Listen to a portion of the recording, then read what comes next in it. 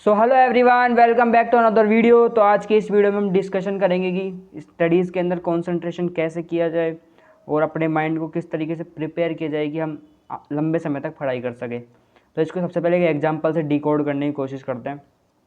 Let suppose कि आज से 4-5 दिन बाद आपको मसूरी के लिए घूमने जाना है और आप सुबह उठे और ट्रेन स्टेशन पर आ चुकी है और आप स्टेशन से लेट सपोज कि 10 से 5 मिनट की दूरी पर हो और ट्रेन ने हॉर्न मार दिया है कि अब वो निकलने वाली है और फिर आप दौड़ना स्टार्ट करते हो और तेज़ दौड़ के आप कैसे भी करके ट्रेन को पकड़ लेते हो।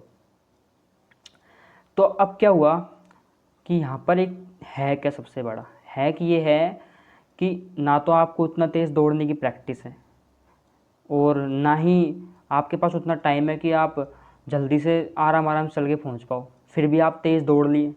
उसका रीज़न क्या था? रीज़न ये था कि आज से 3 से 4 दिन तक, जब तक आप गए नहीं थे मसूरी, आपके माइंड ने आपको डेली रियलाइज़ कराया कि यार मैं वहाँ जाऊँगा तो ये करूँगा, वहाँ जाऊँगा वो करूँगा, मसूरी में ये है वो है। मसूरी के बारे में आप सोचना स्टार्ट कर रहे हो, आप उसके बारे में अच्छी अच्छी चीज़ें सोच रहे हो, तो आपके मन में उसके लिए बहुत बेटर इमेज बन चुकी है।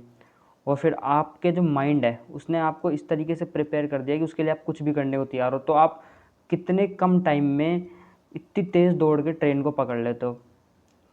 तो यही यहाँ पर सबसे बड़ा हैक है कि आपका जो माइंड है ना, वो उसने आपको इतना एक तरीके से एनर्जी दी जिससे कि आप तुरंत वहाँ पर पहुँच पाए। तो सबसे ज़रूरी चीज़ कंसंट्रेशन के लेवल पे जो होता है वो आपका माइंड होता है। बट प्रॉब्लम क्या होती है, जब आप पढ़ने के लिए बैठते हो तो आप फुल्ली मोटिवेटेड नहीं होते हो क्योंकि आपका माइंड उस टाइम पे प्रिपेयर नहीं होता है कि उस पेन ऑफ स्टडी को झेलने के लिए। और आपका जो मेंटल प्रिपरेशन है वो जितनी कमज़ोर होगी तो आप पढ़ाई में उतना अच्छे से कंसंट्रेट नहीं कर पाओगे।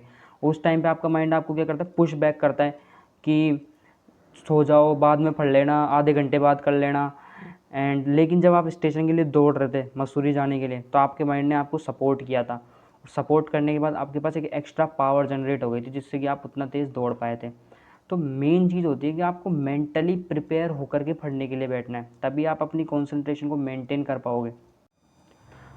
अगर आप किसी चीज़ के लिए मोटिवेटेड हो और आपका एक तरीके से पैशनेट हो उस चीज़ के लिए तो आपको कंसंट्रेटेड रिलेटेड प्रॉब्लम होती ही नहीं है। जनरली जिनका भाई पैशन फिक्स है कि यार हमें ये करना है, वहाँ जाना है, तो वो बंदा पढ़ ही लेगा कैसे ना कैसे करके। लेकिन अब प्रॉब्लम क्या होती है कि कुछ बच्चे होते हैं जो पैशनेट नहीं होते उस चीज़ के लिए, मोटिवेटेड नहीं होते। तो उनके लिए क्या ट्रिक या तरीका हो सकता है कि वो एक तरीके से पढ़ाई में कंसिस्टेंसी या कंसंट्रेशन मेंटेन कर पाएँ। तो उसके लिए सबसे आसान जो तरीका होता है वो मॉक टेस्ट होता है, क्योंकि जब तक आप मॉक टेस्ट नहीं दोगे तो आप खुद को एनालाइज ही नहीं करोगे आपने पढ़ाई करी भी है नहीं करी। तो सबसे बेस्ट वे है कि आप मॉक टेस्ट दो हर 3 दिन बाद। और अगर आपको मॉक टेस्ट में अच्छे मार्क्स आते हैं तो यार आप सोचोगे कि हमने अच्छा परफॉर्म किया है और हमने मेहनत की थी तो हम आगे भी ऐसे ही करेंगे। और ख़राब आते हैं तो यार अपन ने कुछ ना कुछ तो गड़बड़ करी है, तो अपन और पढ़ाई करेंगे। तो इंस्टेंट मोटिवेशन जो होता है ना वो आपको टेस्ट से लगातार मिलता रहेगा। और लॉन्ग टर्म मोटिवेशन के लिए तो सबसे बेस्ट चीज़ होती है कि आप जिस भी चीज़ के लिए प्रिपेयर कर रहे हो उसकी एक अच्छी इमेज अपने माइंड के अंदर तैयार करके रखो कि यार इसके बाद मुझे ये रिज़ल्ट मिलने वाला है, मैं ऐसे करूँगा वैसे करूँगा। तो ये सारी चीज़ें आप अपने माइंड को तैयार करके रखोगे और मोटिवेटेड रहोगे उस चीज़ के लिए, तो आप डेफिनेटली प्रिपरेशन आसानी से कर पाओगे। कॉन्सेंट्रेशन लेवल आपका डेफिनेटली इंप्रूव हो जाएगा धीरे धीरे धीरे धीरे धीरे। और एक बार अगर आपने कंसिस्टेंसी को मेंटेन किया, क्योंकि कंसिस्टेंसी की जो प्रॉब्लम होती है वो एग्ज़ाम से 1 साल पहले आती है। ऐसा नहीं है कि एग्ज़ाम आपके 10 दिन बाद है फिर उस दिन आपको ऐसा नहीं होगा कि यार मुझे पढ़ना चाहिए नहीं पढ़ना चाहिए या मुझे क्रिकेट खेलने जाना चाहिए। उस टाइम पर आप ऐसा बिल्कुल नहीं सोचोगे। उस टाइम पर तो आपको सिर्फ यही दिखेगा कि 10 दिन बाद एग्ज़ाम है, भाई पढ़ ले वरना कुछ नहीं हो सकता। क्योंकि डर एक ऐसी चीज़ होती है ना, वो आपको ऑटोमेटिक वो काम करवा ही देगी। लेकिन एग्ज़ाम से 1 साल पहले आप सोचते हो भाई अभी तो 1 साल पड़ा हुआ है, कोई दिक्कत नहीं है, धीरे धीरे पढ़ लेंगे, कर लेंगे जो करना है। और वही जो टाइम होता है ना वो आप धीरे धीरे धीरे धीरे पास ऑन करते जाते हो, उस टाइम को आप वेस्ट करते जाते हो। तो सबसे मेजर चीज़ क्या है कि उस टाइम पर सेल्फ मोटिवेशन के लिए काम करना। एक तरीके से उस टाइम पर सबसे ज़्यादा हार्ड वर्क करने की ज़रूरत होती है। लोग सोचते हैं कि एग्ज़ाम से 1 महीने पहले हार्ड वर्क, वो तो सभी करते हैं भाई।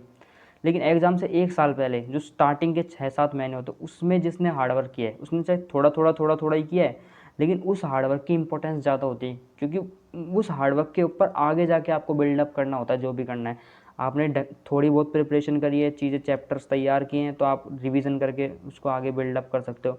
लेकिन अगर आपने वो सब काम नहीं किया है, उतना हार्डवर्क नहीं किया है, मोटिवेशन आपने डाउन कर दिया था बीच में, थोड़ा ऐसे हो गए थे, मतलब पढ़ाई छोड़ दी या फिर कभी पढ़े कभी नहीं पढ़े, कंसिस्टेंसी मेंटेन नहीं करी, तो आपको सारी मेजर प्रॉब्लम्स बाद में हो सकती हैं। तो एग्ज़ाम से 6 से 7 महीने पहले वाली जो प्रिपरेशन होती है वो मेन प्रिपरेशन होती है। उस टाइम पे जो भी प्रॉब्लम्स आए उसके लिए सल्यूशन ढूंढने की कोशिश करो कि यार मुझे ये प्रॉब्लम है, मुझे लेट सपोज लेट उठने की प्रॉब्लम है, मुझे दिन में सोने की प्रॉब्लम है, या फिर मैं मॉक टेस्ट नहीं दे पाता हूँ, मॉक टेस्ट में डरता हूँ। बहुत बच्चे देखे मैंने कि जो मॉक टेस्ट डरते हैं यार, मैं भी डरता था एक टाइम पे, लेकिन क्या हुआ, धीरे धीरे धीरे आपने पहला दिन दिया, उस दिन कम मार्क्स आए, दूसरे दिन इंप्रूव करे, तीसरे दिन और इंप्रूव करे, क्योंकि मॉक टेस्ट ही एक ऐसा तरीका है जिससे आप किसी भी एग्ज़ाम के अंदर किसी भी टाइम पर एक्सेल कर सकते हो।